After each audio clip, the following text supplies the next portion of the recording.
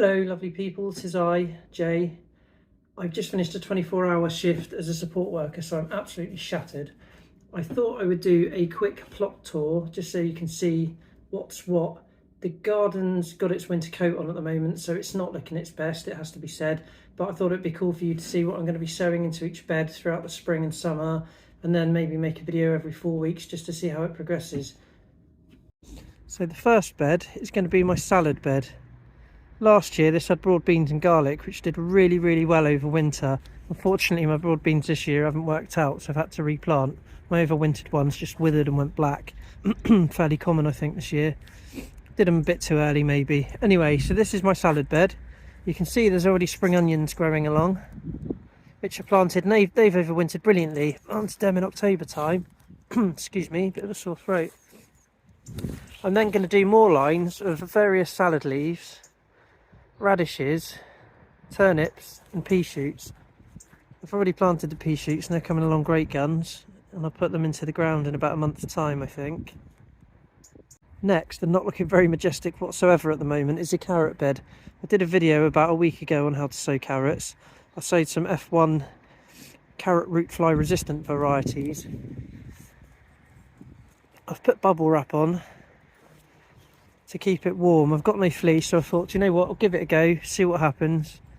Maybe a bit premature planting at the end of Feb, usually about early to mid-March is preferable, but you know what, we'll give it a go and we'll see what happens. They're predicting some really cold weather, so keep my fingers crossed on that one. So here we have the brassica bed, looking pretty empty at the moment. I put a top dressing of well-rotted horse manure onto this bed a few days ago. Lovely stuff, absolutely gorgeous. So I'm hoping that'll be really nice. That'll have some fertility to the soil. Must be well rotted though, won't need rotting down. This bed is empty except for some garlic along the edge. I think it's a soft neck variety. And then here again, loads of garlic because I love it. It's looking really healthy, really nice. I think this is a hard neck one, so I'm going to go for one of each and see what happens. I think altogether I've got about 80 planted, so that's more than one bulb a week, that's for sure, for the year. Going to be planting probably red cabbage, cavolo nero, curly kale, swede. Not entirely sure yet. I've planted quite a few brassicas up, so they'll go into the ground in about 6 weeks' time when they're established. So here's a bed that I only made about a month ago and filled with fresh horse manure, so this can't be used yet, it will need to rot down. I've covered it in wood chip, and once it's rotted down next spring I'll probably plant spuds in there, or maybe herbs, I'm not entirely sure.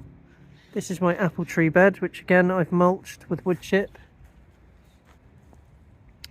This apple tree was from my mum for my 40th birthday, so it's really special to me. Can't believe I'm 40, there we are. Time flies when you're having fun. Some brownie apple, delicious. I like a cooking apple, not that fond of eating them, so hoping this does great things. Also planted some rhubarb, not sure you can see it that well. There's 4 of those, and some gooseberry plants.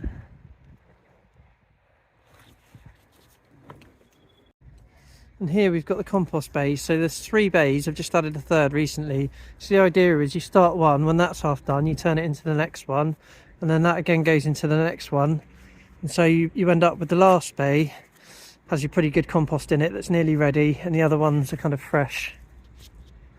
Lots of wood, mostly wood chip, horse manure.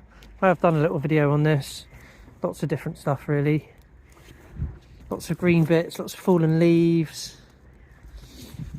Compost is super expensive, so if I can make my own and add it to my beds once a year, that'll be brilliant. Improve the fertility in a no-dig style. This is my poor little pond, and it's completely frozen over. There is 3 little fishies in there, and they seem to survive the ice somehow. I've no idea how they do it. I'm hoping to get some frog spawn in there too, because I get a lot of slugs and snails, and you know, frogs and toads. The best slug repellent that you can get. Plus they're just really cool. Who doesn't want a frog? This is a recent no-dig bed that I created. Again, I did a video on this. It was a really quick video. I'll do a better one at some point.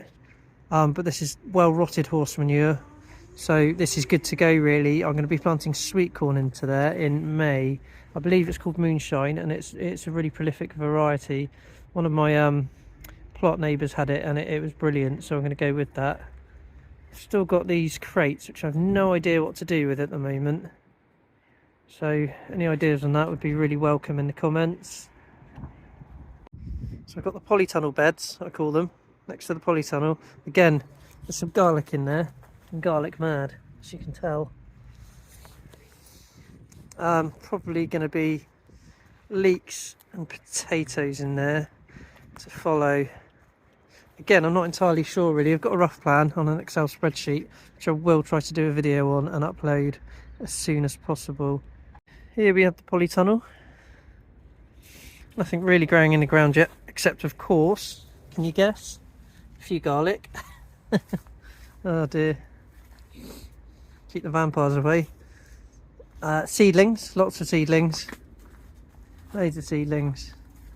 They're starting, one or two of them, to pop up. I mean, the onions are doing really, really well. Well happy with them. Pea shoots, if you can see, are just coming through. Broad beans. Exciting stuff. Spring is here. Another bed along the side here. I'm probably going to plant blueberries and cherry tomatoes mostly in here, because I've got a 3-year-old that absolutely loves them. And this is going to be for him really, because I'd love him to get involved. To be fair, he'd probably just sit watching his tablet, but you know, one can try. I've got a really manky bit here at the back which needs sorting out. That's going to be probably some various squashes planted through the membrane, and that will protect the squashes as they grow, so they're not sat on the ground rotting. I'll probably grow them over this pallet here and across this bit as well. This basically is covering up a big mound of couch grass, but I'm going to make use of it, and hopefully the squashes will work in there. I've also made another bay here, not really sure why, just kind of enjoy making them. Maybe I'll fill that up with a wood chip to rot down, or got no idea at the moment. Another bed here full of well-rotted manure. Probably going to plant some hydrangeas in there. Maybe some lavender, not too sure. This is like another little netted propagation bit for brassicas and things throughout sort of March and April. Keep the dreaded cabbage whites off. Probably more squashes in this end bit, although this is where I have the compost delivered to, so, and the manure, so not entirely sure at the minute.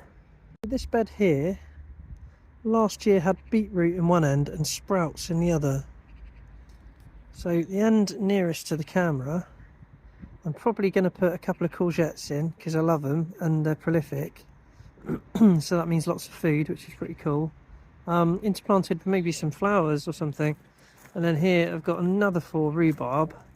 So we're going to have loads of rhubarb, and it costs so much at the supermarket.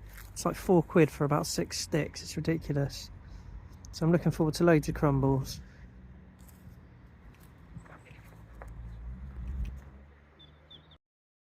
Of course, this is where I hang out in the summer, on my bench. Got a brolly that goes into there, parasol, keep the sun off. It's my little shed. It's in a bit of disarray at the moment, but I'll need sorting out soon, in time for summer.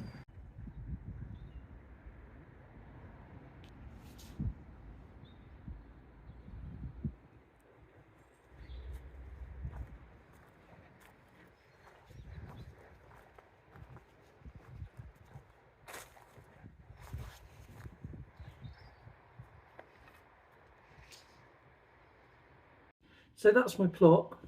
Just as an afterthought really, it's looking quite bare. So this year I'm definitely going to grow a bit more over winter and hope some of the stuff I do survives, because it really just didn't work out this winter. It was very wet. A lot of people have had trouble. Even Charles Dowding was talking about some problems he's had. So thank you very much for watching, and stay tuned for more videos.